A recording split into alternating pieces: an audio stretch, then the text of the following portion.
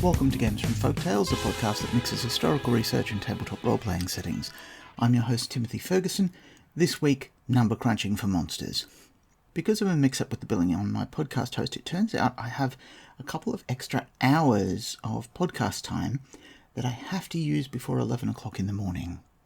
So I went out onto the Facebook group for Ars Magica and the Facebook group for Maginomia and asked what I could ramble about unscripted to fill up that time. If this is your first visit to Games from Folktales, I'm sorry. This episode and the other ones, all created tonight, have quite low production values, just so that I can use up the time that's been paid for by my Patreons. Please try any of the others. Gary asked if I could go through the process I use to convert folklore monsters into Ars Magica beasties. Let's go through that, because, as long-term listeners of the blog will know, I have a backlog of creatures that is stretching from, I think it's June last year. So first, it's important to know that I was never the guy who was great at doing monster statistics. Most of the Ars Magica books were written by teams of 3 or 4, and there's a good reason for that. Aside from the book not falling through if someone became ill or couldn't finish their projects, it was that you would get some people, like myself, who are quite good with folklore, and other people, like particularly Eric, who are very good with spinning confections of numbers, and you'd put them together and they'd work together and everything would eventually click into place. I've never really understood the necessity for the depth of the Ars Magica monster design system. I've mentioned this before on various forums. The other games I used to play when I was first getting into Ars Magica were things like Pendragon and Amber, which are very numerically simple. I don't understand why we plot the difference in the bite damage of a fox and a dog and a wolf, for example. I don't understand how that scales in a game where, at the other end of the combat spectrum, you have dragons, angels. I'm not sure why that can't be abstracted away. Also, we have several different monster design systems. They've all been clicked together loosely, but so far as I can see, we have the mundane creature design system, the infernal design system, the fairy design system, and the magic design system. I should list those last two in reverse order, because the fairy design system is just the magic design system with some of the complexity ripped out of it because I didn't understand what it was for. Dropping back in during the edit, I have of course forgotten to include the divine design system, which could be seen as a variant of the infernal. Back to historical Timothy. The fairy book is the one that I did most of the monster design on, and so that's given me a series of templates that I generally use for everything when I'm doing fairies. But also I scrounge up things from all of the supplements and reskin them where possible. In part, that's because it makes the numbers easier, but in part, it's also because doing a weekly podcast for, it's coming up on 6 years now, has a sort of treadmill effect. That is, you have to get things done. You can't spend ages getting everything in the right place before you continue to feed the machine. And so sometimes a good shortcut that gets you close is far more useful to me than a longer path which makes something perfect.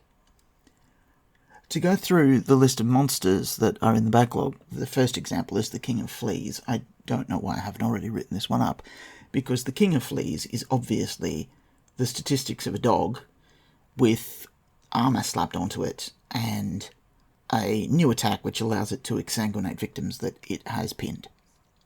Over the top of that, you describe it so that the players interact emotionally with the description. It's hairy, it's chitinous, it's like a vast cockroach with 2 pincers at the front that's trying to suck out their blood.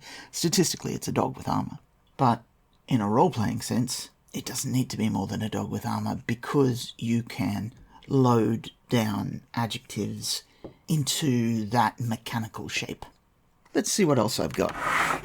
Okay, so from the Pentamerone, the next thing I have is the goat-faced crocodile that grants wishes. The goat-faced crocodile is a type of dragon, but Dragons can be any size. The smallest one, in my Ars Magica games at least, lives inside a keyhole that guards the key that guards the vaults of Vim of Viz in Durinmar.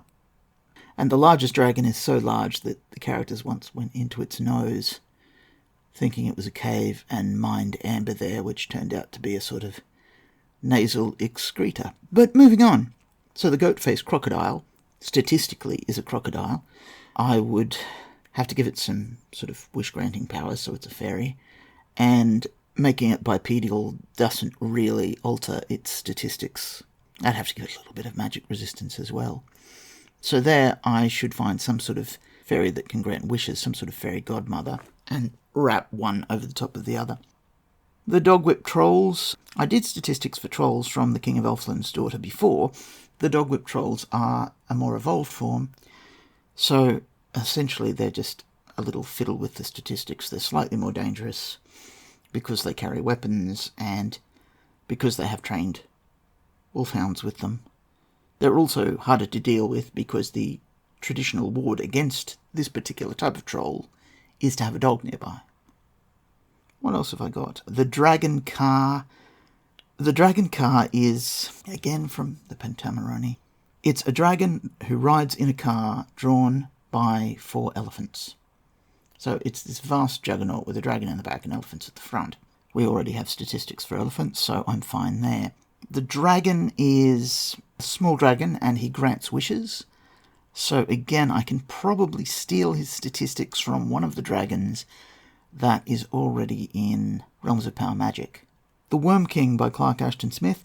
The Worm King is clearly a demon. Looking through the types of demons available in the Infernal Rulebook, he templates as a fury.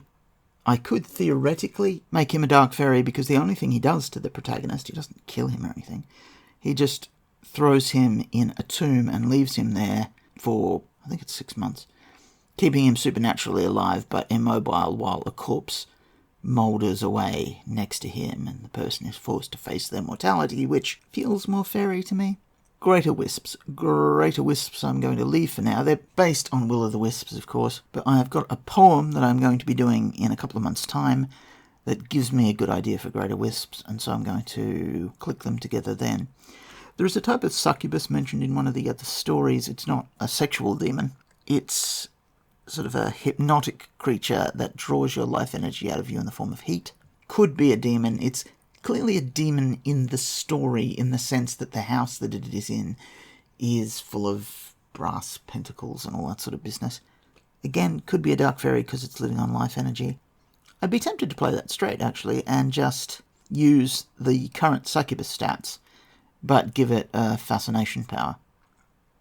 We've got Count Albert, the demonic knight. That's just a human being who has demonic powers, so far as I can see. So I would just grab a knight from somewhere else and spackle some supernatural abilities on him. His courtiers are dancing skeletons, and we already have a set of dancing skeleton statistics based on the haunted house of Major Weir from a previous podcast episode. The poltergeist in Bone of His Bone, I think perhaps it's a ghostly warder, but tied to a place rather than a person. So that's how I do that one. The Dolls of the Wondersmith, we have already done statistics for small killer dolls. They were in the Egyptian book, and they were called Ashpanti? Yes, Ashpanti. Abshanti.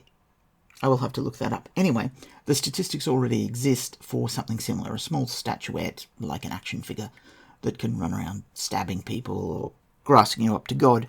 So the Wondersmith dolls would be the statistics for that, but they're clearly shifted to infernal in that story. That story mentions a demon called Abagor, Lord of Battles. I think he's probably a false god. One of the characters has a thing called the Devil's Eye, and it's a glass eye about the size of a small football that he treats like a familiar. I'm not sure if it's a demon or if it's a magic item. But if it's a demon, it doesn't really have any combat statistics. All it does is allows him to see at a distance. In essence, it's a spell effect.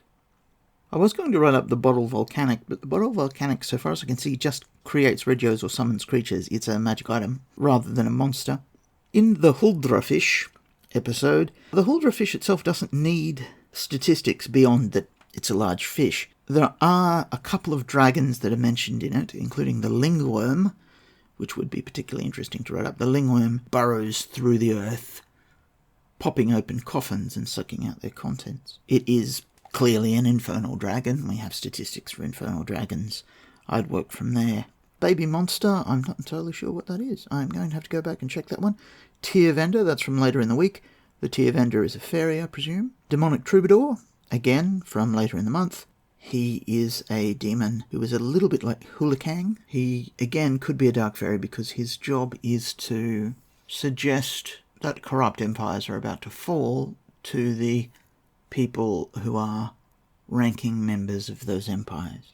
So, as you can see, as I'm going through these, even though they've got all kinds of weird effects from about 400 years span of creatures, all of them can be templated, except possibly Baby Monster, I've got no idea what that is, can be templated using things that we've already created. And provided, like the King of Fleas or the goat-faced crocodile, you can put a candy of adjectives around the numbers that you've already used. That doesn't matter all that much.